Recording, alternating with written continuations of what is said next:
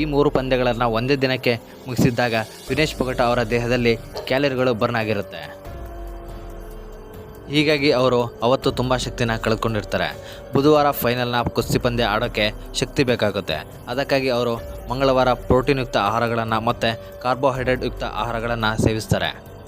ಇದರ ಪರಿಣಾಮವಾಗಿ ವಿನೇಶ್ ಪೊಗಟ ಅವರ ದೇಹದಲ್ಲಿ 2 kg ತೂಕ ಹೆಚ್ಚಾಗುತ್ತೆ.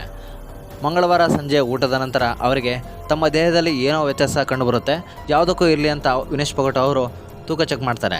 ಅದರಲ್ಲಿ ಅವರು 52 kg ತೂಕನ ಹೊಂದಿರ್ತಾರೆ. ದಿಢೀರಂತ ಅವರ ಆಹಾರ ಸೇವನೆಯಿಂದ 2 kg ತೂಕ ಹೆಚ್ಚಾಗಿರುತ್ತೆ. ಹೀಗಾಗಿ ಅವರು ಕ್ರ್ಯಾಶ್ ಡಯಟ್ ಮಾಡೋಕ್ಕೆ ತಯಾರಾಗ್ತಾರೆ. ಅಂದರೆ ಸಾಮಾನ್ಯವಾಗಿ ಡಯಟ್ ಅಂದರೆ ನಿಮಗೆಲ್ಲ ಗೊತ್ತೇ ಇದೆ, ತಿನ್ನೋ ಆಹಾರ ಪದ್ಧತಿಯಲ್ಲಿ ಕಟ್ಟುನಿಟ್ಟಾಗಿ ಪಾಲಿಸೋದು, ಕಡಿಮೆ ಆಹಾರ ಸೇವಿಸೋದು. ಈ ಕ್ರ್ಯಾಶ್ ಡಯಟ್ ಅಂದರೆ ಆಹಾರವನ್ನೇ ಸೇವಿಸದೆ ಇರುವ ತೂಕವನ್ನು ಕಡಿತಗೊಳಿಸೋದು. ಇದಕ್ಕಾಗಿ ಅವರು ಮಂಗಳವಾರ ರಾತ್ರಿ ಇಡೀ ನಿದ್ದೆ ಮಾಡೋದಿಲ್ಲ. ನಿದ್ದೆ ಮಾಡದೇ ಇರೋದ್ರಿಂದ ಕೂಡ